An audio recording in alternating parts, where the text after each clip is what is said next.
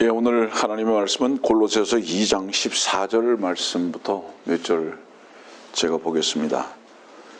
우리를 거스르고 우리를 대적한 손으로 쓴 법령을 지워버리고 또 그것을 그의 십자가에 못 박아 없애셨으며 정사와 권세를 벗겨내어 그것들을 공개적으로 나타내시고 십자가로 그들을 이기셨느니라. 그러므로 음식으로나 마시는 것으로나 거룩한 날이나 세 달이나 안식일들에 관해서는 아무도 너희를 판단하지 못하게 하라.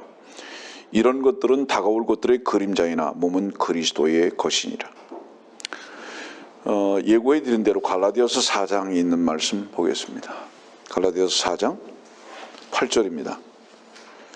그러나 그때에는 너희가 하나님을 알지 못하여 본질상 신들이 아닌 것들에게 종노릇하였더니 이제는 너희가 하나님을 알고 오히려 하나님께 알려졌는데 어찌하여 너희는 악하고 천한 초등학문으로 다시 돌아가 거기서 다시 종노릇하기를 원하느냐.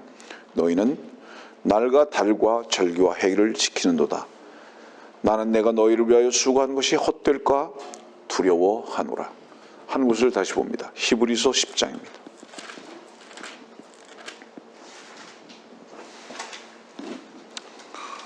히브리서 10장 1절 말씀입니다.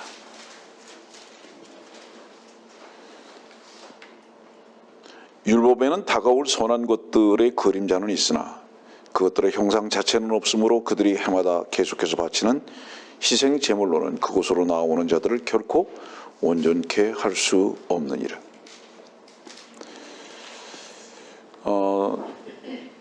오늘 여러분들에게 전하는 말씀은 많은 경우에 새로운 말씀들이 될 거라고 생각합니다.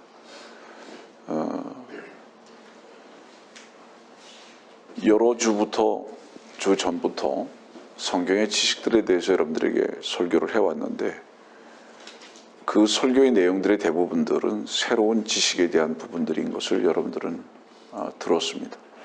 오늘의 말씀도 평소에 다른 교회 또 우리 교회에서도 잘 다루지 않았던 말씀들을 정리해 가면서 여러분들에게 말씀을 전하고 가르치는 시간을 갖도록 할 것입니다.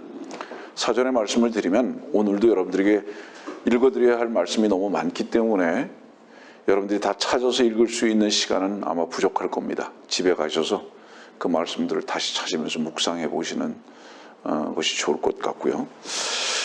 그 갈라디아서 4장, 골로새서 2장, 히브리서 10장에 있는 말씀의 공통적인 것은 무엇이냐 하면 사람들은 왜 어리석게 지나간 것들을 가지고 붙들고 있느냐 이 말입니다. 이미 다 끝난 것이고 지나간 것들을 왜 붙들고 있느냐. 그것은 거스르는 것이다. 대적하는 것이다. 이렇게 말씀하시고 그것은 초등학문이다. 그것은 종노릇하는 것이다. 그러나 무엇보다도 이 세 곳의 말씀 중에서 집중적으로 우리들에게 하시는 말씀은 무엇이냐면 전부 다 이게 지금 사도 바울이 쓰신 서신서입니다. 갈라디아서나 골로새서나 히브리서가 사도 바울이 우리들에게 교회에게 쓰신 편지인데 공통적인 것은 뭐냐 하면 그림자를 왜 붙드느냐 이 말입니다. 그림자를 왜 붙드냐. 골로새서 2장에 있는 말씀도 보면 17절 말씀에 이런 말씀이 있잖아요. 이런 것들은 다가올 것들의 그림자이나 그랬습니다. 그림자. 그 다음에 이제 히브리서 10장 1절에도 율법에는 다가올 선한 것들의 그림자는 있으나 형상 자체는 없다. 그림자는 전제가 있어야 합니다. 그림자가 생기려면 전제가 있어야 되는데 그건 뭐냐면 두 가지가 있어야 되죠. 하나는 빛이 있어야 합니다. 빛이 없으면 그림자가 생길 수 없습니다. 성경에서의 그 빛은 우리 주님이십니다. 두 번째, 참 형상이 있어야 합니다. 참 형상이 없이 빛만 있어서는 그림자가 생기지 않습니다. 어떤 형상이 있어야 돼요. 참 형상은 무엇이냐? 주 예수 그리스도십니다. 그래서 주 예수 그리스도가 빛이시고 참 형상이신데 그 빛과 참 형상 되신 주님은 주목하지 아니하고 붙들지 아니하고 나타나 있음에도 불구하고 그것은 없는 것 같이 여기고 그림자를 붙들고 있다 이 얘기죠. 왜 그럴까요? 그 이유가 뭐라고 생각합니까? 빛도 참 형상도 발견하지 못했다는 증거입니다. 만일에 빛도 참 형상도 경험했거나 발견했다면 그림자를 결코 붙들지는 않습니다. 사랑하는 이를, 생명과 같이 사랑하는 이를 그리워하다가 만났는데 사진을 계속 쳐다보고 있는 사람은 없을 겁니다. 그 사랑하는 사람과 참된 교제의 시간을 갖게 되죠. 주님은 율법 아래서는, 구약 성경 아래서는 그림자로 주님의 모습을 보여주셨습니다. 그러나 주께서 이 땅에 오시고 죽고 다시 사심으로 말미암아 그 모든 것들을 파괴해버리시고 끝내버리시고 주님께서 빛과 참 형상으로 우리들 가운데 나타나셨습니다. 허상을 붙드는 거죠. 한마디로 얘기해서. 고로새 2장에 있는 말씀 보면 이런 말씀이 있어요. 16절 말씀 보니까 음식, 거룩한 날, 세 달, 안식일 이런 것들이 그림자다. 그거는 만일에 지킨다면은 십자가에 못 박아 버린 것을 다시 끄잡아내서 쓰는 것이다. 지금 이 말씀입니다. 14절의 말씀을 보니까 그런 것들은 내가 십자가에서 왜 파기시켜 버렸는지 아느냐? 그건 허상이기 때문에. 그렇기 때문에 십자가에서 그런 모든 것들을 파기시켜 보겠다. 그런데 너희들이 아직도 그것을 붙들고 있다면 그것은 나를 대적하는 것이다. 이 말씀이죠. 참 형상을 대적하는 것이다. 우리 빌립보서에는 이런 말씀이 있어요. 빌립보서 3장 18절의 말씀 보면 내가 자주 너에게 말하였고 지금도 눈물로 말하지만 많은 사람이 그리스도의 십자가의 원수들로 행하고 있느니라. 네. 자, 간단히 말할게요. 십자가는 왜 필요했는지 아십니까? 여러분들에게 기회 있을 때마다 말하지만 많은 사람들은 십자가가 우리의 허물, 죄, 연약함 이 부분을 처리한 것으로만 이해합니다. 천만에요. 천만에요. 그거보다도 더 근본적이고 본질적인 문제를 십자가에서 끝내셨습니다. 그게 뭔지 아세요? 인간의 최선으로 인한 자랑입니다. 그 인간의 최선으로 인한 그 자랑이 십자가에서 죄라고 단죄시켜버린 거예요. 왜냐하면 십자가에서는 모든 종교를 끝내버리셨거든요. 여러분, 종교를 끝냈다는 것은 뭐를 의미하는지 아세요? 인간의 최고로 선하고 가장 고상하다고 여기는 그것을 죄로 끝내버리셨다는 것을 의미합니다. 더 이상 그것은 무효. 인간의 최선은 무효. 왜? 인간의 최선은 위선이기 때문에.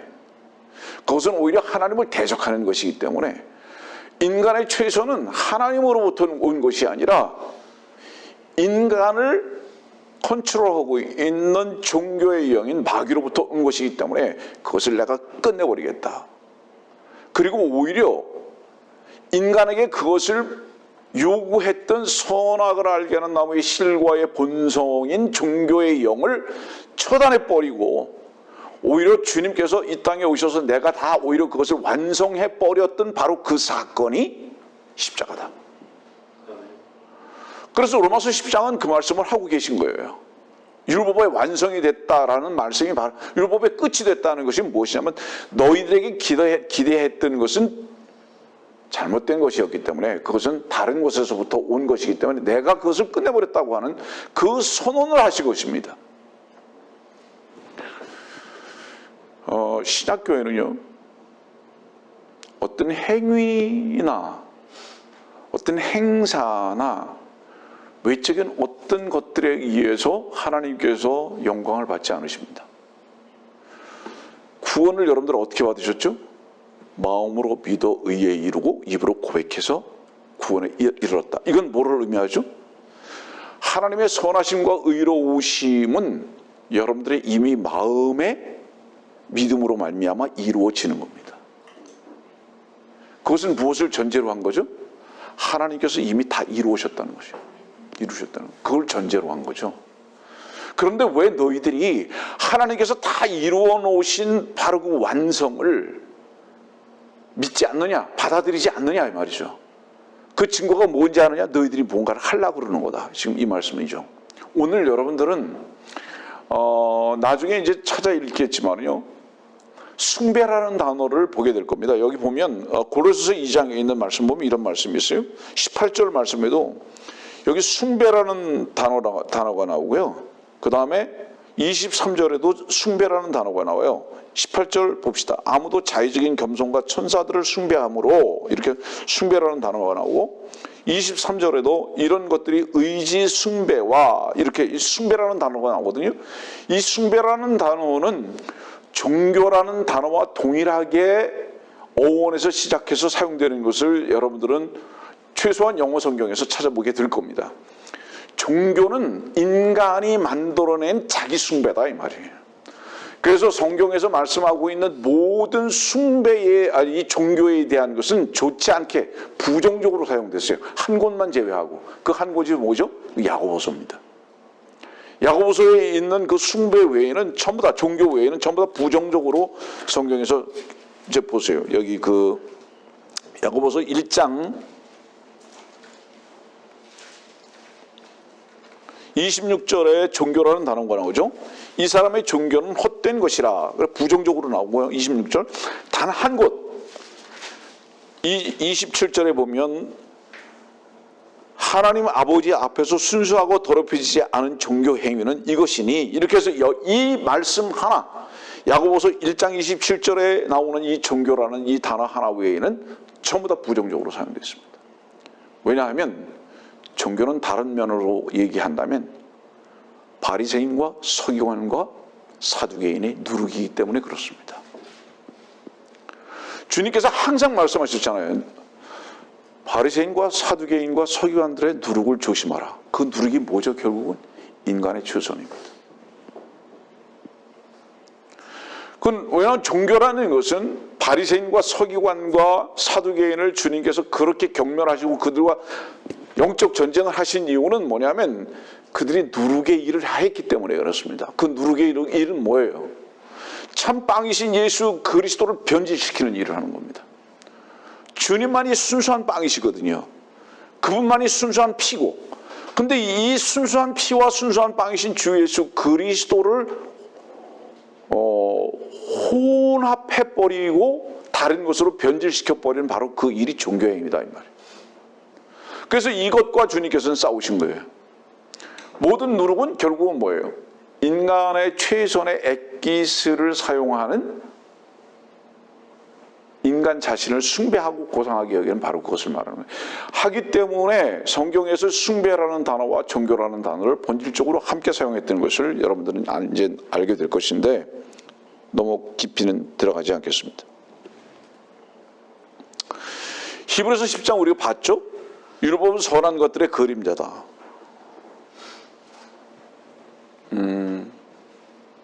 집에 가서 찾아보세요. 창세기 4장 4절은 아벨이 최초의 제사들이죠. 이것을 히브리서 11장 4절에는 기록해 놓고 계십니다. 히브리서 11장 4절에는 창세기 4장 4절의 내용을 기록해 놓고 계시는데 아벨이 희생제사를 드렸다는 것은 뭐를 의미하죠?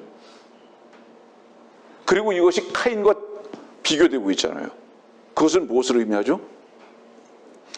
적그리스도 혹은 종교의 시조로 여겨지는 카인의 최선의 행위는 자기 숭배였다 이 말이에요. 하나님 숭배한 게 아니라 자기 숭배였다 이 말이에요. 우리들이 최선을 다하는 것은 결국은 뭔지 아세요? 자기가 의롭다고 주장하고 싶은 이 본성에서부터 시작하는 겁니다. 그래서 이 자기 숭배를 하는 거예요. 그런데 아벨이 희생제사를 드렸다는 것은 뭐를 의미하죠? 나의 숭배하고자 하는 나의 최선은 피 흘려야 마땅한 죄입니다. 이거 고백한 거예요. 희생제사, 희생제물이라는 것은 뭐를 의미하는지 아세요? 내 속에서요, 내 자신을 의롭다고 여기고 싶어하고 숭배하고자 하는 이 어떤 종교의 영이, 본성이 계속 나오는데, 이것은 반드시 피를 흘려서 끝내야 할 것인 것을 한 마리의 양을 잡아 죽임으로써 고백합니다. 나는 피가 흘려져야 할 존재입니다. 다른 표현은 뭐죠? 이 종교적 숭배의 행위는 내가 죽지 않으면 절대로 끝나지 않는 것을 고백합니다 라는 내용이 창세기 4장 4절이에요. 이해합니까? 무슨 얘기지? 그런데 이 모든 숭배의 집합체들이, 자, 교회는 십자가로 시작했습니다. 그리고 부활로 열매가 맺어졌습니다. 그것은 의미가 뭐죠, 여러분들? 교회는 인간의 최선을 절대로 가지고 들어와서는 안 되는 겁니다. 그것을 열매로 여기서는 결코 안 되는 모임입니다. 교회는 주님 한 분이, 여기 말씀도 보세요. 19절 말씀 보실래요? 골로새 2장 19절. 머리를 붙들고 있지 아니하니 온몸이 머리에서 마디와 힘줄을 통하여 영향을 공급받고 엮여져서 하나님께서 자라게 하심으로 자라느니라. 뭐예요? 하나님께서 하시는 거예요. 교회는 18절 말씀에 억지로 주장하고 자기 육신의 생각으로 헛되이 과장하지 않아요. 여기 억지로 주장한다는 건 뭐를 말하는지 아세요? 자기의 액기스를 가지고 무엇인가 인정받으려고 하는 노력하지 않는다, 이 말이에요. 이거 억지로다, 이 말이에요. 교회는, 성도들은 하나님께서 이끌어 가시고 하나님께서 공급하시고 하나님께서 여러분들과 내 안에서 자연스럽게 하실 수 있는 에너지가 되시는, 바로 이 삶 속에서 누리는 삶을 사는 거다, 이 말이에요. 성도들이 억지로 안 한다, 이 말이에요. 다른 표현은 뭐죠? 최선을 다하지 않는 거다, 이 말이에요. 다른 표현은 뭐죠? 그 최선이 되신 주님의 최선을 믿고 누리는 자들이다, 이 말이에요. 교회는 주님의 최선을 선포하고 그 주님의 최선으로 섬기고 그 주님의 최선으로 먹고 마시는 자들이다, 이 말이에요. 그래서 자기의 최선을 오히려 억지로 나타내려고 하는 이런 행위를 하지 않는 것이다. 아벨은 자기의 최선을 죄로 선언했던 겁니다. 그것을 인정했던 거예요. 다시 말하면 뭐죠? 자기의 행위를 의지하지 않았습니다. 오히려 내 행위는 마땅히 끝나야 할 것입니다 라고 고백한 것이 바로 이 창세기 4장 4절이에요. 여러분들 아시겠지만 아벨이라는 뜻이 뭐죠? 아벨이라는 뜻은 하늘로 올라간다는 뜻입니다. 올라간다. 하나님 앞에 주 예수 그리스도께서 희생제물이 되신 것을 믿지 않는 자들은요, 하늘로 올라가는 게 뭔지 몰라요. 왜? 주님께서 희생되신 것을, 희생제물이 되신 것을 믿는다는 것은 무엇을 의미하는지 아세요? 하늘에서 내려온 일을 믿는 거예요. 그래서 하늘에서 내려온 일을 내 마음 안에 영접함으로 하나님의 아들들이 되는 권세를 갖는 겁니다. 그래서 그런 자들은 시작점이 어디냐? 하늘입니다. 그러면 시작점이 하늘이기 때문에 우리가 하나님을 아버지라고 호칭하는 거거든요. 하나님을 아버지라고 호칭하는 것은 하나님께서 나의 시작이시다, 이 말이거든요. 나의 생명의 시작이다, 이 말이에요. 그러면 전제가 무엇이 되어야 할까요? 육신의 세상에 속한 아비, 육신에 속한 아비는 십자가에서 끝나야 할 것을 경험해야 하는 겁니다. 이게 전제죠. 어떤 사람들은 이것을 말할 때에 오해하는 경우가 있어요. 실제로 아비나 어미를 떠나라는 것으로 오해하는 사람들인데 그런 뜻이 아니고요. 우리의 시작이 구원과 하나님의 나라의 위치에서 볼 때는 부인되어줘야 할 부분이라는 것을 말하는 것입니다. 그래서 요한복음 3장에서는 뭐라고 말씀하죠? 육으로 난 것은 육이요, 성령으로 난 것은 영이니, 이렇게 말하는 거예요. 분리시켜서 말씀하고 있거든요. 그거 거듭나라고. 거듭나려면 어떠해야 되느냐?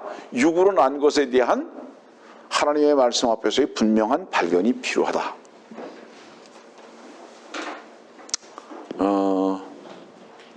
히브리서 9장 22절의 말씀 보면 이런 말씀이잖아요.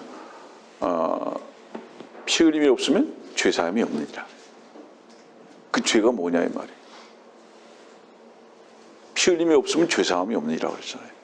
그 죄가 창세기 4장에 있는 겁니다. 죄가 문 앞에 엎드리느니라 그랬잖아요. 누가 피를 먼저 흘렸죠? 한 마리의 양으로 대표되고 있는 주님께서 피를 흘리셨잖아요.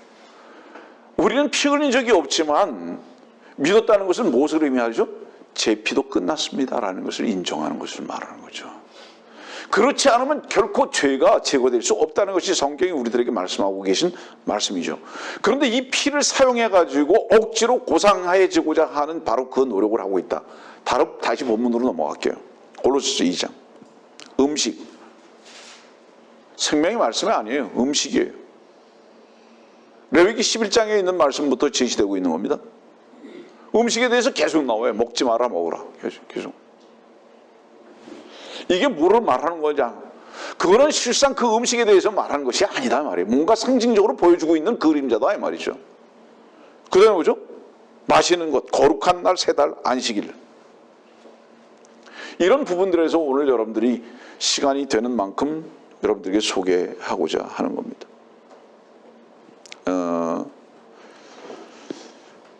마태복음 16장 말씀 봅시다.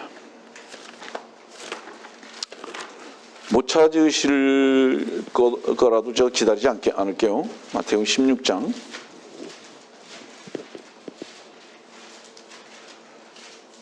1절입니다. 바리새인들과 사두개인들이 주께 와서 주를 시험하여 하늘로부터 온 표적을 보여달라고 요구하더라. 그 다음에 이제 날씨, 아침과 저녁에 대해서 말씀하고요.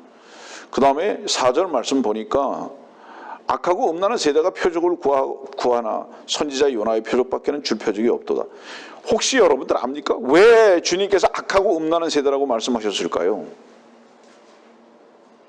표적을 요구한다는 것은 주님께서 지금 요나의 표적밖에는 보여줄 것이 없다고 말씀하고 계시잖아요. 그건 뭐예요?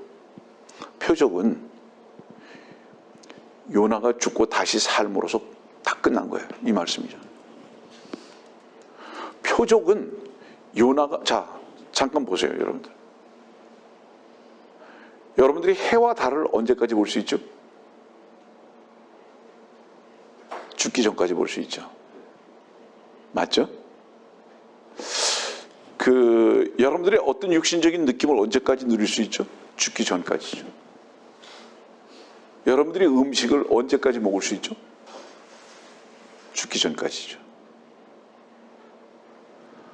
모든 육신적인 것들은 죽음으로 끝나는 거다. 이 말씀이죠. 요나가 죽었다고요. 그리고 다시 부활됐다고요. 그때부터는 먹는 것도 다르고 날짜의 개념도 다르다. 지금 이 말씀하고 계시는 거예요. 그런데 바리새인과 사두개인들은 주님께서 분명히 죽으시는 것을 지금 선언했음에도 불구하고, 그럼에도 불구하고 표적 보여달라고. 뭐를 의미하는 거예요? 우리는 당신이 죽고 사는 것에 대해서 관심 없어요. 우리는 우리의 눈으로 보고 느끼고 우리가 최선을 다하는 거, 그거 외에는 관심 없어. 세상적 관점에서 볼 때는 굉장히 고상한 거예요. 여러분들 누가 칭찬받죠? 인간의 최선입니다. 인간의 액기스를 가지고 살아가는 자들이 세상에서는 칭찬받는 거예요. 맞지 않습니까, 여러분들? 그런데 주님은 악하고 음란한 세대라고 이렇게 말합니다. 왜 그럴까요? 그것은 악한 자로부터 온 것이기 때문에 그렇습니다. 그러면서 말씀하시기를 이것이 왜 음란한 세대라고 말씀하시는지 아십니까? 하나님을 사랑한다고 하면서 사실은 악한 자를 동시에 사랑하고 있는 증거다 이 말이에요. 이것이. 그렇기 때문에 그것은 악하고 음란한 것이다 이 말이에요. 이거는. 그것이 바로 누룩이다 이 말이에요. 지금 이 말씀하시는 거거든요. 그러면서 6절 말씀에 그러잖아요. 바리새인들과 서기관들의 누룩을 삼가고 조심하라. 섞인 거죠. 이 마태복음 13장의 말씀은 이렇게 말씀하고 계시잖아요. 33절에 또 다른 비유로 그들에게 말씀하시기를 천국은 어떤 여인이 가져다가 가루 저물에 숨겨놓아 전체를 부풀게 한 누룩 같으니라. 섞여버렸어요. 자, 종교와 교회가 섞여버렸다. 다시 말합니다. 교회가 되지 않는 이유가 뭔지 아세요? 주님은 뒷전에 놓고 인간이 힘을 쓰기 때문입니다. 교회는 오직 주님 한 분이 일하시는 것이고 주님 한 분이 일하신 것을 누리고 찬양하고 그렇기 때문에 기뻐하고 그분 한 분만이 우리의 모든 공급이신 것을 고백하는 모임입니다. 여러분들. 근데 인간이 거기다가 인간의 최선을 섞어버렸다 이 말이에요. 그래서 예수 그리스도께서 하신 일과 능력이 되신 일은 깃발로만 세워놓고 모두 무엇이 모이냐면 인간의 최선으로만 모이는 거예요. 이게 누룩이에요. 종교가 돼버렸다 이 뜻이죠. 종교가 돼버렸다. 다른 표현의 뜻은 뭐죠? 서로가 숭배받는 자들이에요. 여러분들 예배당에 가는 이유가 뭔지 아세요? 칭찬을 가장 많이 하는 것이 예배당이기 때문인 거예요. 봉사를 어떻게 했습니다. 뭐 어떻게 섬겼습니다. 물질을 얼만큼 많이 냈습니다. 저분은 이러신 분이십니다. 얼마나 서로 숭배를 하는 모임이 돼버리고 말았는지. 자랑하고 이 앞에 나와서 그거 띄워주고 광고하고 서로가 숭배하는 모임이 돼버리고 말았죠. 성도들이요. 여러분들을 높이는 것에서 기쁨과 보람을 찾습니까? 그것은 안개와 같습니다. 그거는 바닷물을 먹는 것과 같아요. 여러분들은 참다운 기쁨은 오히려 어디서 발견할 수 있었습니까? 주 앞에 무릎을 꿇고 주님만이 참 생명이시고 주님만이 자랑이신 것을 고백하게 됐을 때 참된 만족과 기쁨이 있지 않았습니까? 이게 예배당이라는 모임이 이렇게 거짓되고 위선되고 누룩이 합쳐진 이런 모임으로 바뀌어버리고 만 겁니다. 여러분들.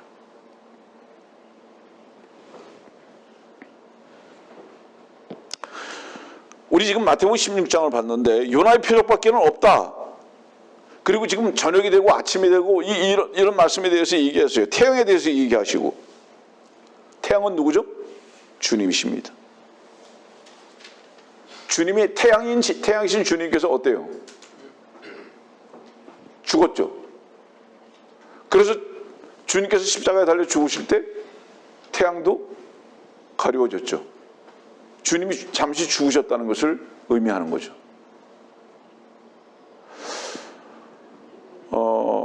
여기까지 나가진 않을게요. 아침에 노을이 붉고 저녁에 지는 해가 붉은 것에 대해서 여러분들은 이미 여러 차례 들었고 배웠을 겁니다. 주님의 죽으심과 다시 오심을 말씀하고 계시는데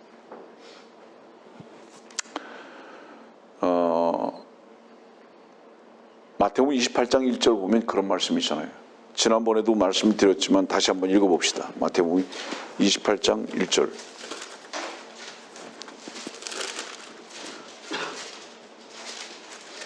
그냥 마가복음 16장 봅시다. 1절. 안식일이 지난 후 그러잖아요. 2절. 그 주의 첫날 아주 이른 아침 해가 뜰 무렵 그들이 무덤에 왔더라.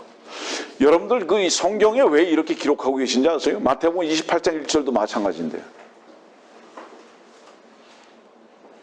아주 이른 아침 해가 뜰 무렵 주님이 3일 밤낮 동안에 요나도 3일 밤낮이죠. 주님이 3일 밤낮 동안에 무엇을 끝내셨다는 얘기인지 아십니까? 어두움의 세력들을 끝내버리셨다는 뜻이에요. 어둠의 세력들을 끝내버리시고 그걸 다 무덤에다가 다 집어넣어 버리셨다는 뜻입니다. 그 어둠의 세력이 뭔지 아느냐? 놀라지 마세요. 안식일이라는 것입니다. 계명, 율법이라는 것입니다. 그걸 끝내버리셨다는 겁니다. 어떤 사람들은 놀라겠죠? 그러나 놀라실 필요 없어요. 성경 보면 됩니다. 갈라디아서 3장 13절은 율법의 저주라고 말합니다. 하나님께서 이스라엘 백성들에게 율법을 주시고 우리들에게 양심을 주신 이유가 뭔지 아십니까? 그것대로 하라가 아니라 그것대로 하고자 하는 본성이, 종교성과 우리 자신을 높이고자 하는 숭배성이 죄로 우리 안에 있기 때문에 죄를 발견케 하시기 위해서 그 율법을 더해 준 거라고 말씀하셨어요. 이 더해 준 거라는 것은 무슨 뜻이죠? 짐으로 만들어 버리셨다 이 말이에요. 그런데 이것을 지켜서 의롭게 되려고 그러고 자기 자신을 숭배하려고 하는 이런 본성들을 가지고 있더라 이 말이에요. 다시 말합니다. 율법과 양심을 주신 것은, 주신 이유가 뭔지 아십니까? 기회 있을 때마다 말하지만 그것을 지키라는 것이 아니라 그것이 교만과 내 자신을 높이고자 하는 마귀 숭배, 천사 숭배에 대한 본성에서 나온 저주며 죄다. 그것을 알게 하시기 위해서 오히려, 가르쳐 주시기 위해서 오히려 그것을 더해 주셨다는 뜻입니다. 여러분들은 어떻습니까? 무엇을 자랑합니까? 여러분들이 지켜 행한 것을 혹시 자랑하지 않습니까? 아니, 나는 그렇지 않다고. 그럼 역설적으로 다른 것을 한번 질문해 보겠습니다. 다른 사람들이 허물과 잘못한 것으로 인해서 판단하거나 손가락질하고 있다면 그 사람은 분명히 역설적으로 자기를 숭배하고 있는 게 분명한 겁니다. 우리가 주님 한 분을 높일 수밖에 없는 이유는 뭔지 아세요? 내 자신은 높아진 위치에 있을 수 없음을 이미 알았기 때문입니다. 그래서 예배당에 다니게 되면 잘못하면 전부 다 자기 자신만을 숭배하는 종교인으로 그냥 전락해버리고 마는 겁니다, 여러분들. 이 교회가 존재하는 한 계속 이 부분을 설교하고 지적하고 선포할 수밖에 없는 겁니다, 여러분들. 왜냐하면 이것이 주님께서 우리들에게 맡기신 사명이고 이 교회의 사명이기 때문에 그렇습니다. 그리고 이것이 성경이기 때문에. 이것이 주님을 대적하는 것이 아니고 악의 세력을 대적하는 것이기 때문에 그렇습니다. 주님께서 여기 보니까 안식일이 지난 다음에 첫날 아주 이른 아침 해가 뜰 무렵 그들이 무덤에서 왔더라. 이 날은 주의 날이고 이 날은 새로운 날입니다. 무엇에 대한 새로운 날이죠? 지난 모든 것을 다 십자가와 무덤에다가 다 집어넣어 버렸다 이 말이에요. 이것이 오늘 고린도서 2장에 있는 말씀과 연결되는 거예요. 우리는 마태복음 16장에서 표적을 봤습니다. 다른 곳을 한번 봅시다. 우리 출애굽기 한번 봅시다.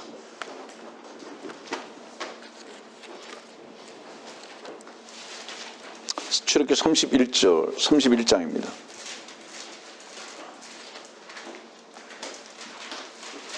13절. 너는 또한 이스라엘 자손에게 고하여 말하기를 너희는 나의 안식일들을 참으로 지키지니 이는 그것이 너희 대대에 걸쳐 나와 너희 사이의 표적임이라. 이로써 내가 너희를 거룩해 하는 주임을 너희로 알게 하려는 것이라. 그 밑으로 쭉 내려가겠습니다. 똑같은 말이지만은요. 17절 말씀입니다. 그것이 나와 이스라엘 자손 사이의 영원히 표적이 되리라. 이는 엿새 동안에 주께서 하늘과 땅을 지으시고 일곱째 나라는 쉬시어 숨을 돌리셨음이라 하라 하시니라. 창세기 2장 2절부터 이하에 있는 말씀을 집약해서 말씀을 하고 계십니다. 여기. 그러면서 하시는 말씀이 계속 뭐라고 말씀하시죠? 이스라엘과 나 사이의 표적이다. 표적이다. 표적이다. 무엇은?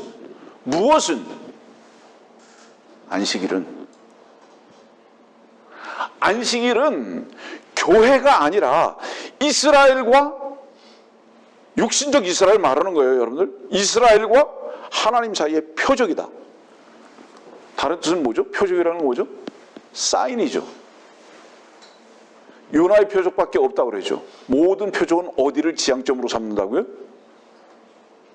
모든 그림자는 무엇에 전제가 있어야 한다고요? 빛과 참 형생의 전제가 있어야 된다고요. 모든 표적은 어디로 향하고 있다고요? 요나로 오신 주 예수 그리스도에게 향하고 있는 거예요.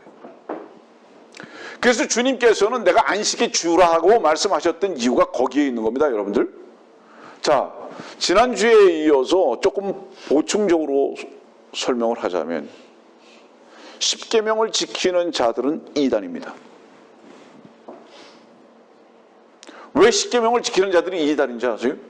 교회가 안식일을 만일에 지킨다면 그것은 분명히 여기 오늘 고린도서 2장에 있는 말씀이잖아요. 다시 봅시다. 본문에 가서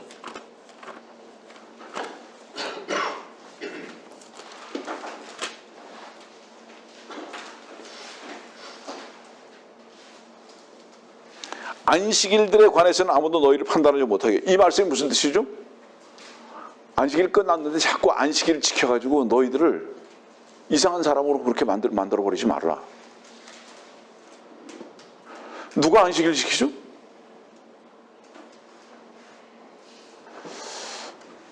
우리 자매님이 예전에 다녔던 어떤 데서도 안식일 지켰다고.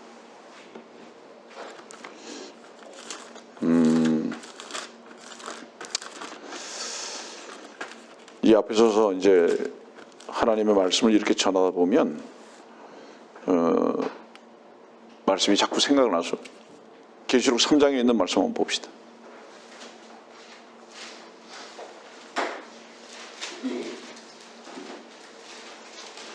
계시록 3장 9절 말씀. 보라, 자칭 유대인이라고 하지만 아니요, 오히려 거짓말하는 자들을 내가 사탄의 회당에 속한 자들로 만들었으니. 자칭 유대인이라고 하는 자는 뭐라고요? 사탄의 회당이라고. 오히려 이 자칭 유대인이라고 하는 자의 두 가지 형태를 보겠습니다, 여러분들. 빵떡 모자 쓰는 자들 누구죠? 유대인이라고 하는 자들 말고, 유대인 말고 유대인이라고 자칭하는 자들 중에서 캐톨릭이죠. 그리고 또 하나 있죠. 안식교 있죠. 뭐 다른 교들도 있겠지만 왜 그들이 안식일을 지키고 왜 빵똥모자 왜 쓰는지 아세요? 자기들이 자칭 유대인이라고 여기는 거예요. 왜? 이유가 뭘까요? 이런저런 이유가 있지만 큰 거 한 가지만 말할게요. 유대인들에게 하나님께서 주신 것은 뭔지 아세요? 그들 자신이 뭔가 숭배받아야 할 존재인 것으로 착각했어요. 그들이 율법을 받은 것으로 인해서 자기들이 뭔가 고상한 자와 같이 여기게 돼버린 거예요. 그게 너무 좋아요. 여러분들 캐톨릭이랑 안식교 같은 경우 보세요. 여러분들 공이 둘 다 이단인데 이단의 공통적 특징이 뭔지 아세요? 많은 경우에 그들 자신도 그들의 모임도 세상에서도 숭배받을 만하게 살아가는 것 같이 보입니다. 그렇잖아요, 여러분들? 그런데 주님은 뭐라고 말씀하시죠?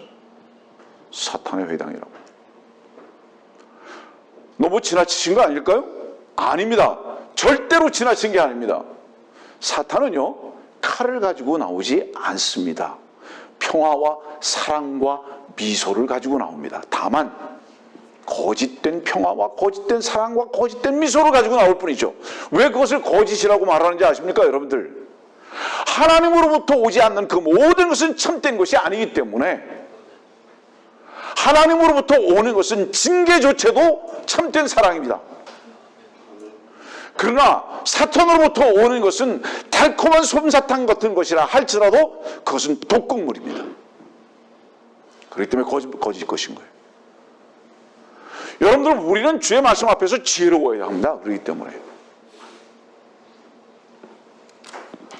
모든 종교는 외적 지향입니다.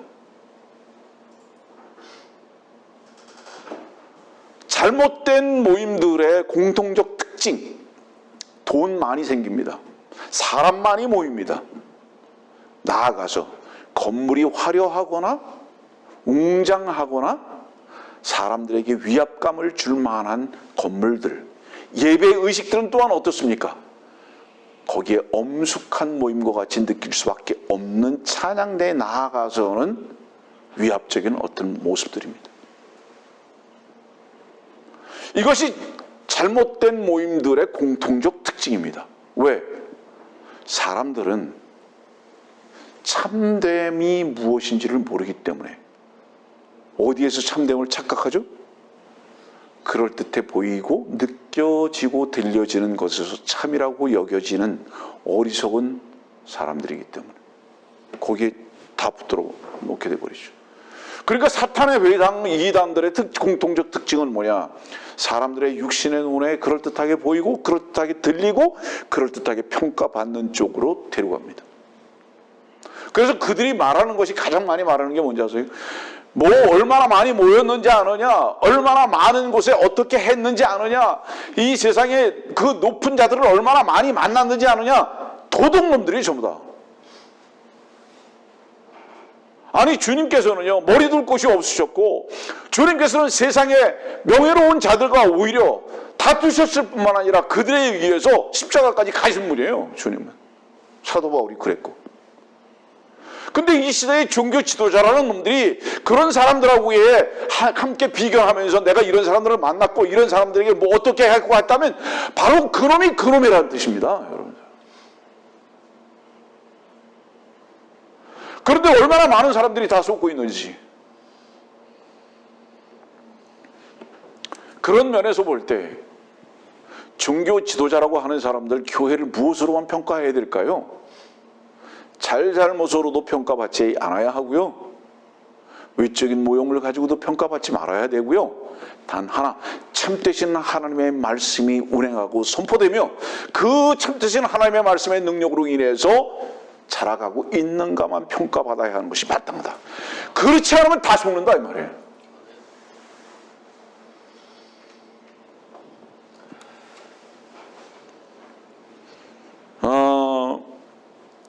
여기 지금 마태복음의 그 28장과 마가복음 16장에 안식 후 첫날이라고 그랬어요. 그 새날, 새날. 그 이날을 왜 첫날, 새날이라고 얘기했죠? 지난 날들은 다 무효 이 말이죠. 왜 무효죠? 그러니까 그날들은 인간의 최선을 한 날이기 때문에 무효입니다. 하나님께서 일하신 날 외에는 다 무효입니다. 출애굽기는 뭐라고 말씀하셨어요? 6월절을 기점으로 해서 뭐라고 그랬어요? 그날부터 새 달, 새해예요. 이유가 뭐죠? 네가 언제 태어났느냐?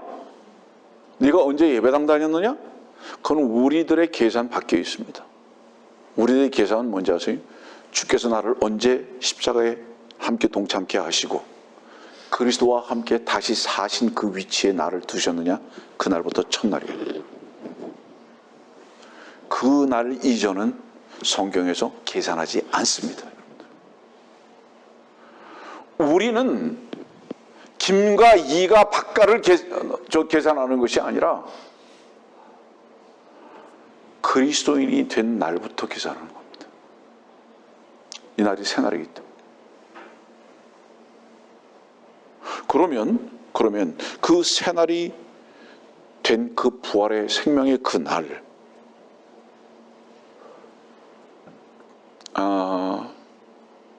오늘 고린도서 말씀 보니까 거룩한 날이나 새 달이나 안식일들에 관해서 날, 달, 안식일 다 무효 이 말씀인데 그거 기념하지 말라. 성경에는 두 가지를 기념하라고 말씀하셨죠? 여러분들 뭐라고 그랬죠? 어떤 거죠? 주님의 만찬, 침례. 그런데요 지금 전부 다 만찬식만 있고 침례식만 있습니다.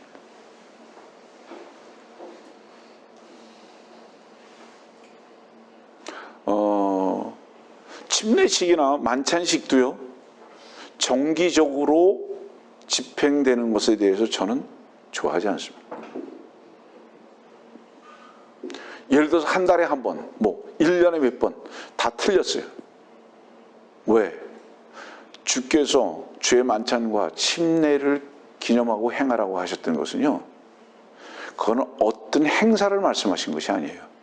바로 그 실제에 참여한 자들에 의한 고백된 시간들일 거예요. 분명히 시간인 거예요. 고백되는 시간. 근데 죽는 것에 대해서는 고백하고 싶지도 않고 실제로 참여하고 싶지도 않은데 무슨 침례식을 왜 합니까? 그 침례식은 있는데 침례가 없어요. 주의 그 몸이 찢겨짐과 다시 사심에 동참되어지는 이 소원과 간절함과 이 감사와 충만이 없는데 왜 주의 만찬에 참여합니까? 예식을 말하는 게 아니거든요. 그래서 교회에서 그런 예식들도 정기적으로 얼마에 얼마 이렇게 되는 거, 그것도 사실 잘못된 거예요.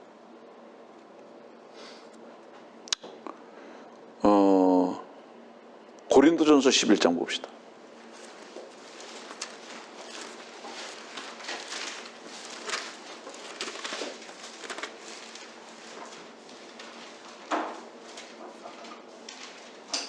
(25절입니다)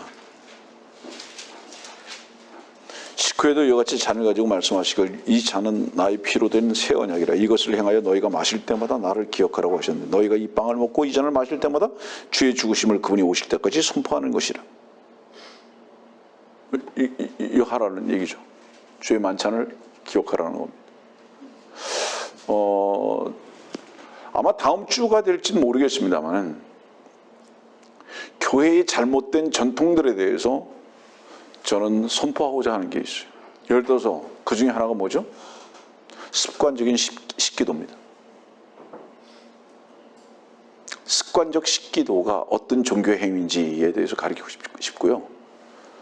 교회에서 촛불을 왜 좋아하는지에 대해서도 가르치고 싶고요. 그 다음에 목사의 강대상에 꽃이 왜 장식이 돼야 하는지도 가르쳐 주고 싶고요. 주기도문이 왜 마귀적인 것인가 하는 것도 가르쳐 주고 싶고요. 성탄절과 부활절은 왜 없어져야 하는가도 가르쳐 주고 싶고요. 뭐죠? 이런 건 교회의 일종의 잘못된 전통들이거든요. 한 가지만 얘기할게요. 촛불이 왜 필요하죠? 촛불은요, 이방신의 전통에 의해서 시작된 거예요. 그게 바알신입니다. 캐톨릭에서 제일 많이 쓰고요. 예전에 교회에서도 많이 썼어요. 대한민국 잘하는 거 있잖아요. 촛불 집회 잘하잖아요. 그 촛불 집회 왜 잘하죠? 이상하게 대한민국의 사회와 전반에 캐톨릭의 문화가 그만큼 뿌리 깊게 내렸다는 것을 의미하죠. 왜 촛불을 쓰는지 아세요? 여러분들, 어두움을 밝히자는 뜻이죠. 미안합니다. 성경을 그대로 말하는 거예요. 개새끼들이 하는 짓입니다.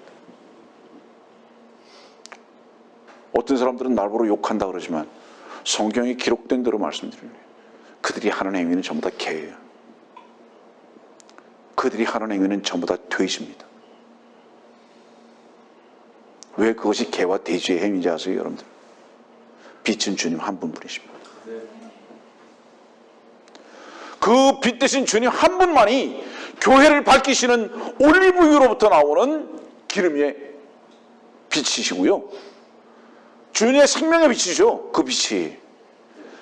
그것만이 세상 사람들을 이끌어낼 수 있는 안내의 빛입니다, 여러분들. 사회와 세상을 개혁하는 빛이 아니라, 비추는 빛이 아니라 이 빛을 따라오라고, 그래서 이 세상에서, 이 어두움에서 벗어나라고 하시는 빛입니다, 여러분들. 그 빛이.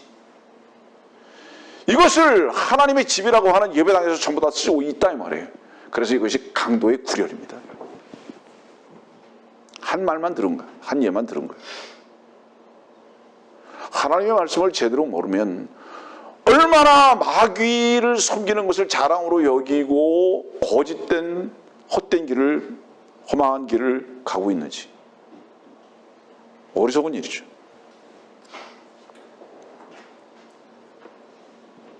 자, 이스라엘의 표적이 된다고 그랬잖아요. 여러분들 이스라엘의 표적이 된다. 고린도전서 1장 봅시다. 그 앞에 가서.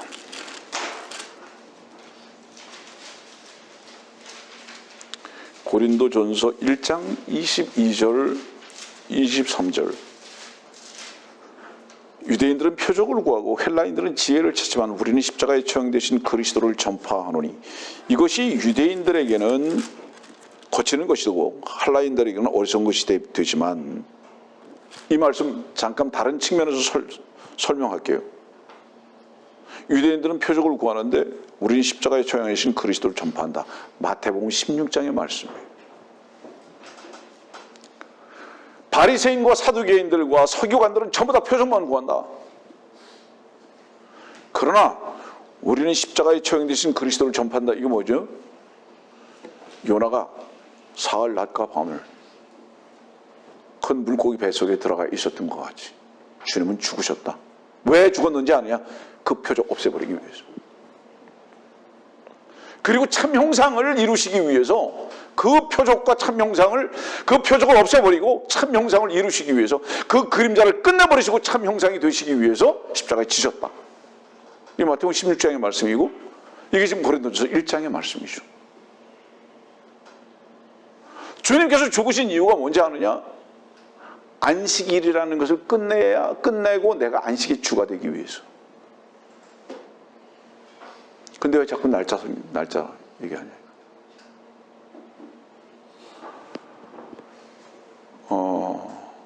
예배당 한 달에 한 번 오고 싶은 분들은 모세요. 매일 예배당 와서 교제하고 싶은 분은 매일 오셔도 돼요. 이 말을 하는 이유가 뭔지 아세요? 주님을 섬기는 것은 결코 날짜적 개념이 아니에요. 그리고 또한 예배당에서만도 아닌 거예요. 여러분들이 설거지하면서 참으로 주님을 찬양하고 경배할 수 있다면 바로 그 자리가 주의 전이고요. 그 자리가 주님을 높이는 자리인 거예요. 여러분들이 가정에서 그 살아계신 주님으로 인한 자랑과 경배와 그 주님을 높일 수 있다면 바로 여러분들의 그 가정이 주의 전이 되는 거예요. 그러나 우리가 주님 앞에 이렇게 공간 속에서, 시간 속에서 모이는 이유는 또한 뭐죠? 너무 아쉬워서. 오늘 어떤 형제의 말과 같이 너무 기다리는 시간이 깁니다. 이유가 무엇 때문에? 주의 사랑을 나누고 싶은데, 사랑하는 자들이. 그 사랑은 무엇이죠? 그리스도의 사랑 안에서. 그렇기 때문에 너무 깁니다. 이 고백을 하는 자들의 모임이라면 얼마나 아름다운 모임인가요? 이것이 무슨 시간과 공간을 정해놓은 것인가 이 말이에요.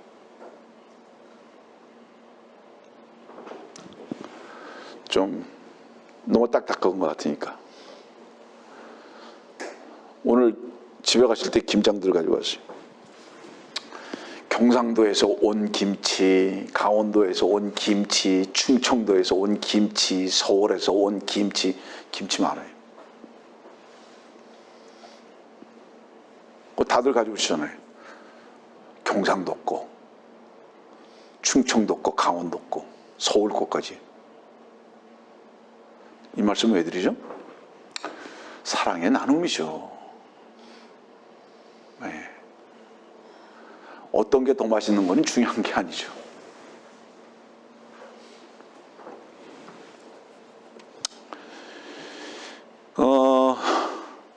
유대인들이 왜 표적을 구하냐? 십자가를 모르기 때문이다 이 말씀이에요. 고린도전서에 있는 말씀이에요. 십자가를 모르기 때문에 표적 구한다 이 말이에요. 그러나 우리는 왜 십자가에 처형되신 그리스도를 전파하는지 아느냐? 그리스도가 참 형상이기 때문에. 그 그리스도가 안식의 주가 되셨기 때문에. 아멘이죠. 그렇기 때문에 그 주를 전한다 이 말이에요. 그 그리스도를 전한다 이 말이에요. 우리는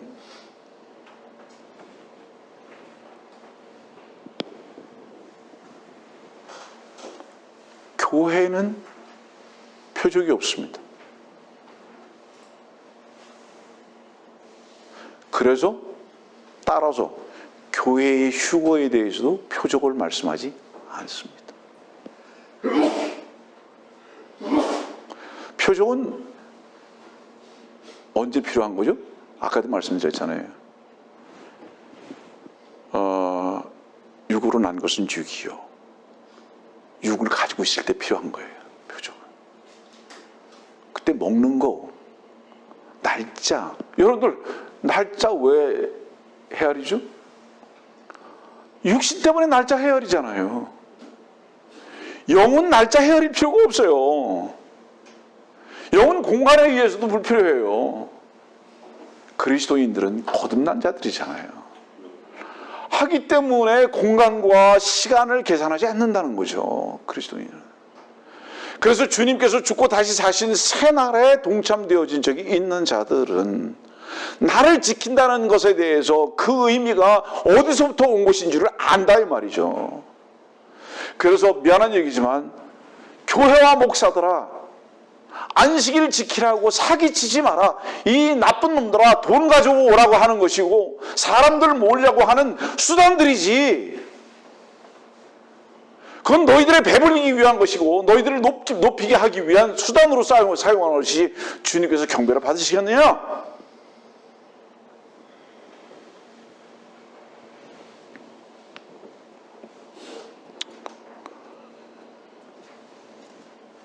요한복음 3장에 보면은 니고데모가 밤에 예수님 찾아왔잖아요.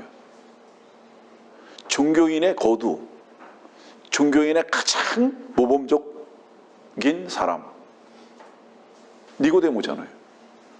밤에 찾아왔잖아요. 무슨 얘기죠? 여러분들, 이것이 종교는 밤의 일이다 이 말입니다. 종교는 밤의 일이다 이 말이에요. 그런 자들이 새 생명 안 하냐 이 말이에요.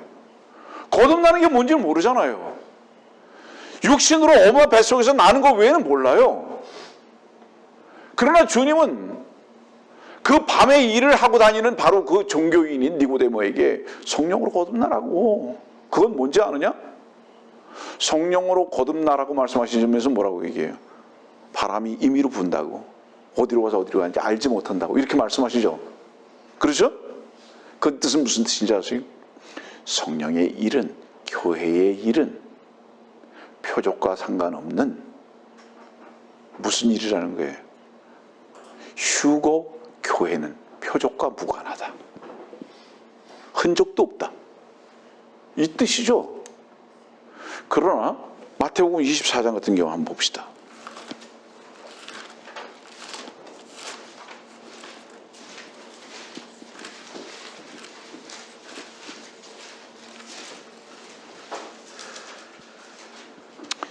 마태복음 24장 3절입니다. 언제 이런 일이 있겠으며 주께서 오실 표적과 세상 끝의 표적이 어떤 것인지 우리에게 말씀하여 주소서라고 하니라. 표적이라는 단어가 두 번 나옵니다. 주께서 오실 표적과 세상 끝의 표적. 오실 표적은 뭐죠? 오실 표적은 뭐예요? 주님의 재림이죠. 그렇죠? 잠깐 주목. 많이 할 수가 없으니까요. 교회의 휴거를 말씀하지 아니하고 주님의 재림을 말씀하고 계세요. 주님의 재림은 반드시 표적이 있다. 이유가 뭐죠? 주님의 재림은 유대인과 직접적 관계가 있기 때문에. 그래서 여기 지금 어디서 얘기를 하고 있느냐? 유대인들과 얘기를 하는 거죠. 돌 위에 돌 하나 남지 않고 예루살렘에 대해서 말씀하고 있고요. 세상 끝의 표적은 뭐죠? 그러면 교회가 휴거가 된 다음에요. 그 뒤로 가봅시다. 15절.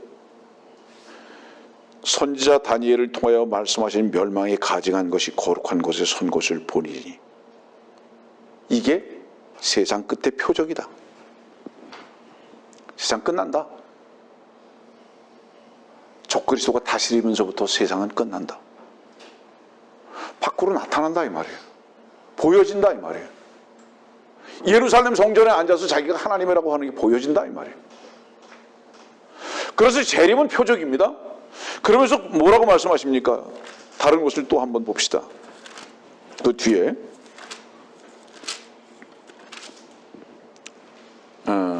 36절입니다. 이 하나만 내가 소개할게요. 36절, 마태복음 24장 36절. 그러나 그날과 시간에 관해서는 아무도 모르나니. 여기서 그날과 시간이 뭔지 아세요, 여러분들? 휴거가 아니라 재림을 말하는 거예요. 휴거의 날과 시간을 지금 말하는 게 아니고요. 그래서 옛날에 그 휴거의 날과 시간을 말했다가 틀린 집단들이 누구죠? 그거? 다미성교회. 휴거는 날짜와 시간 모른다 이 말이에요. 재림은 시간과 날과 시간에 관해서는 아무도 모르나니. 그건 휴거가 아니라 지금 이거는 지금 재림을 말씀하고 있거든요.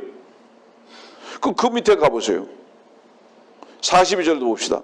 그러므로 깨어있으라. 어떤 시간에 너희 주께서 오실는지 너희가 알지 못하기 때문이라. 재림 말씀하고 계세요. 성경에서 그 날과 시간에 관해서는 알지 못한다고 말씀하세요. 여러 곳에서. 휴거를 말하고 있지 않아요. 왜 모를까요? 그들이. 표적이 있는데도 몰라요. 왜 모를까요? 이 부분은 중요한 부분이니까 그냥 넘어가서는 안 될 것 같아요. 데살로니가 전서 5장입니다.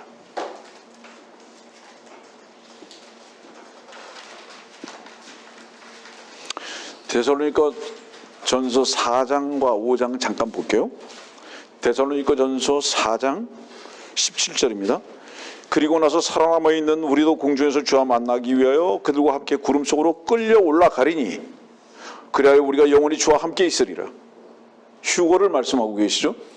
그 휴거가 교회가 휴거가 된 다음에 그 다음에 5장 말씀 봅시다. 그러나 형제들아 그때와 시기에 관해서는 너에게 쓸 필요가 없으니.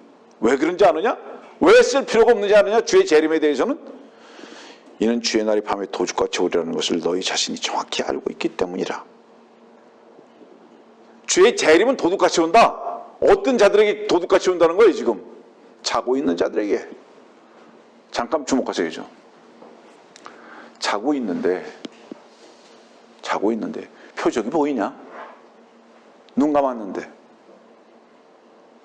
골아 떨어졌는데 뭐 보이고 들리는 거 있냐? 이 말씀이에요.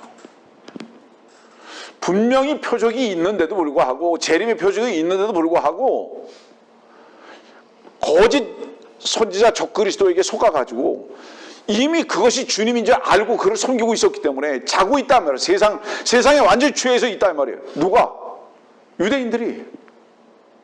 교회는 이미 휴거됐는데 주님은 재림하실 것인데 표적이 나타날 것인데도 불구하고 적그리스도가 나타나고 주님께서 오실 것에 대해서 분명히 표적들이 나타나는데도 불구하고 누구에게? 유대인들에게.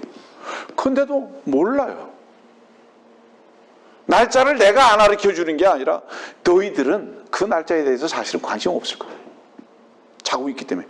자는데 몇 시인지 무슨 신경 쓰냐 네가 지금? 완전히 골아 떨어졌는데 술 취해가지고. 이 말씀이에요. 데살로니가 전서 5장에. 왜 이 말씀을 여러분들에게 전하죠? 표적은 교회는 아니에요. 교회는 표적이 없어요. 바람이 임의로 부른 것 같이 어디서 와서 어디로 가는지 알 수 없어요. 교회는 거듭난 물이잖아요. 이해합니까 여러분들 무슨 얘기인지? 그러면 모든 성경의 때와 시기, 날 이런 부분들은 교회와 무관하다는 것을 전제로 해서 여러분들에게 말씀드리는 거예요. 다시 정리할게요. 왜 오늘 여러분들이 이곳에 왔죠? 교회에서 오라 그랬습니까? 주님께서 오라 그러셨습니까? 우리가 이 날을 그냥 하루 정해놓은 것은요, 성경에서 정했기 때문이 아니에요. 그래도 사랑하는 자들이 한 번쯤은 만나야 되지 않겠냐? 가능하면 자주? 그래서 이 날 그냥 공의 정해서 그 사랑을 나누기 위한 날 때문에 온 거죠. 사랑 때문에, 날 때문에 온 게 아니라는 뜻이죠.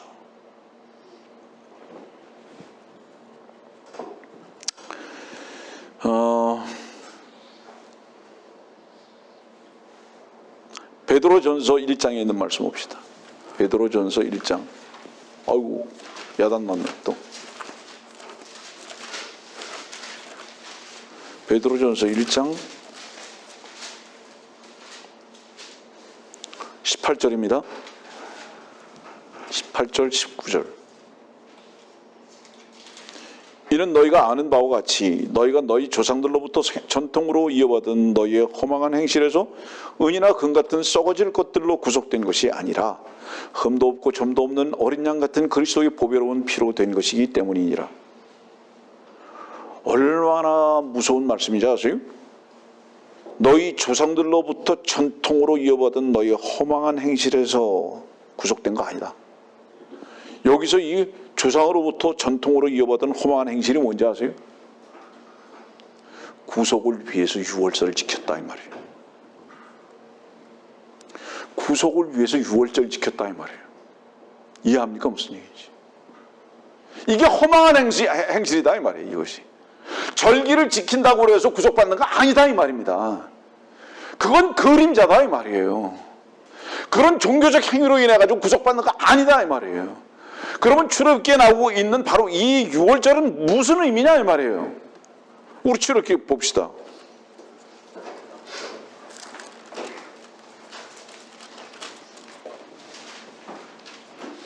출애굽기 12장 11절입니다.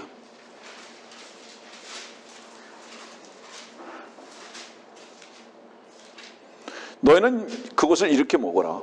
허리에 띠를 두르고 발에 신을 신고 손에는 지팡이를 들고 급히 먹을지니 이것이 주의 유월절이니라. 아침까지 그거 먹으면 안 돼요. 다 불러 태워야 돼요. 밤에만 유월절이 있어야 되는 거예요. 밤에만. 주께서 잡히시던 밤에 그랬죠. 주께서 왜 밤에 잡히셨죠? 그리고 왜 3일이 지난 아침에 부활하셨죠? 종교의 영으로 인해서 죽으신 거예요. 근데 여기 말씀 보니까 11절의 말씀 보니까 주의 유월절이라고 그랬거든요.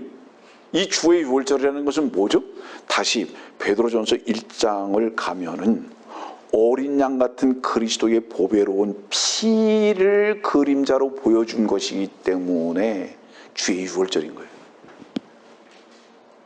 유월절은 주께서 죽으실 한 마리의 양의 모습으로 죽으실 것에 대한 그림자이기 때문에 주의 유월절이라고 했다 이 말이에요. 그런데 이 주의 유월절이 어떻게 바뀌었습니까? 여러분들 역사적으로 쭉 바뀌어나갈 때 유대인의 유월절로 바뀌어버렸잖아요. 유대인의 유월절로 바뀌었다는 것은 뭡니까? 주체가 한 마리의 양이신 주 예수 그리스도의 죽으심과 희생에서 유대인들이 자기 자신들이 날짜를 지키는 유월절을 지켜서 무엇인가 구속을 받는 것으로 자기 자신을 숭배하는 쪽으로 옮겨져 버리고 말았다 이 말이에요. 종교 행위가 돼버리고 말았다 이 말입니다. 주님이 죽으실 것을 그림자로 보여준 것인데 유대인들이 그것을 절기를 지킴으로 말미암아 무엇인가 구속을 받는 것 같이 여기게 됐다 이 말입니다. 그것은 허망한 행실이다 이 말이에요. 그건 너희 조상들로부터 전통으로 이어받은 것이지만 허망한 것이다 이 말이에요. 그것이 너희들을 구속하는 것이 아니다 이 말이에요.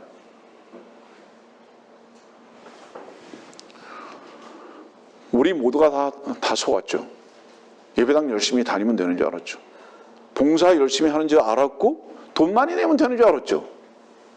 우리의 구속은 내가 그리스도와 함께 십자가에 못 박혔느니 라는 것이 각자의 고백이 되고 경험이 됐을 때, 아, 주님께서 나를 위해서 죽으신 것이구나, 그때 나는 끝났구나라는 것을 내 마음에 체험하고 고백을 하게 됐을 때, 그리고 주님을 나의 주로 고백하고 영접하게 됐을 때 거듭나게 됐고, 절기하고는 상관없었죠. 종교하고는 상관없었죠, 여러분들. 오늘 아침에도 어떤 자매하고 잠깐 내가 얘기를 했지만은 종교는 온 가족이 함께 참여할 수 있으나 주의 길은 언제나 십자가를 지고 개인적으로 주의 길 가운데 서는 것이다. 절대로 여러분들 보세요. 예배당 같이 가자. 같이 갈 수 있어요. 그러나 예배당은 같이 갈 수 있어도 주님을 경배하는 것은 같이 못합니다. 누구하고만 같이 할 수 있는지 아세요? 여러분들 안에 계신 한 마리 양이신 주님과만 함께 할 수 있고요. 다시 사신 부활의 영이신 그리스도하고만 함께 할 수 있는 겁니다. 절대로 인간들하고는 함께 할 수 없어요. 그것이 내 남편이든 내 아이들이든 내 부모든 종교는 함께 갈 수 있으나 그리스도와 함께 가는 것은 절대로 육에 속한 자들과 함께 할 수 없음을 성경은 우리들에게 말씀하고 계시죠.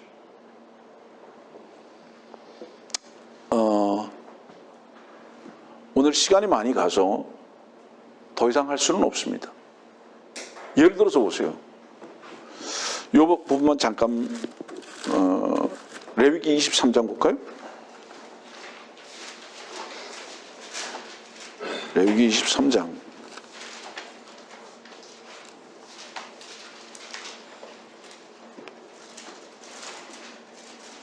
15절부터입니다. 너희는 안식일 후 다음날 너희가 흔드는 제사의 단을 가져온 그날부터 세워서 7 안식일을 지킬지니 너희는 7째 안식일 이튿날까지 50일을 헤아려서 주께 새로운 음식 제사를 드릴지니라. 자, 잠깐 주목하세요. 이 부분은 중요하고 처음 여러분들에게 말씀드리는 거예요. 7 안식일을 마치어야 돼요. 하루 1일부터 7일까지를 7번. 이해합니까? 무슨 얘기지? 7, 7이 49죠. 그 다음에 뭐예요? 50일이 또 나옵니다. 50일, 16절 보니까 50일이 또 나옵니다. 이건 뭐를 의미하죠? 7, 7이 49는요. 이스라엘을 의미하고요. 50일은요. 10이라는 숫자는 성경에서 이방인의 숫자입니다. 열이라는 숫자는 이방인의 숫자고요. 5라는 숫자는 죽음의 숫자입니다. 50일이 오순절이 된 이유는 뭔지 아세요? 그 전까지는요. 유대인들에게만 주가 되신 거예요. 그러나 7이라는 그 숫자가 아니라 열이라는 숫자로 가서 50일째 되는 날 이방인들에게 또 주의 복음이 선포될 수 있는 성령의 이 땅으로 오심이 시작됐죠. 이게 오순절입니다. 이게 사도행전에 있는 말씀이에요. 오순절 지나갔습니까? 안 지나갔습니까? 지나갔어요. 자, 다음 주에 이 말씀 연이어서 여러분들에게 전할 것을 약속하면서 오늘 이렇게 결론을 내립니다. 성경의 절기는요, 그림자예요. 여러분들이 표적과 그림자이신 주 예수 그리스도의 참 형상을 만나고 난 다음에 더 이상 표적도 그림자도 의미가 없음을 주의 생명의 본성 속에서 알게 되는 것입니다. 주일이기 때문에 주님을 경배하고 기뻐하는 자들은 삶 속에서 주의 생명으로 주님을 높이고 경배하고 누리는 것이 무엇인 줄을 결코 모르는 자들입니다. 그런 자들은 자기 자신을 숭배하는 종교 행위에 속한 자들입니다. 다음 주에도 이 고로새 2장만이 아니라 다른 부분들도 함께 여러분들에게 가르쳐 드릴 것입니다. 오늘 여러분들에게 가르쳐 드린 말씀은 사실은 새로운 말씀들이 별로 없지만 다음 주에 더 새로운 말씀들을 여러분들에게 전할 수 있는 기회가 있게 되리라고 믿습니다.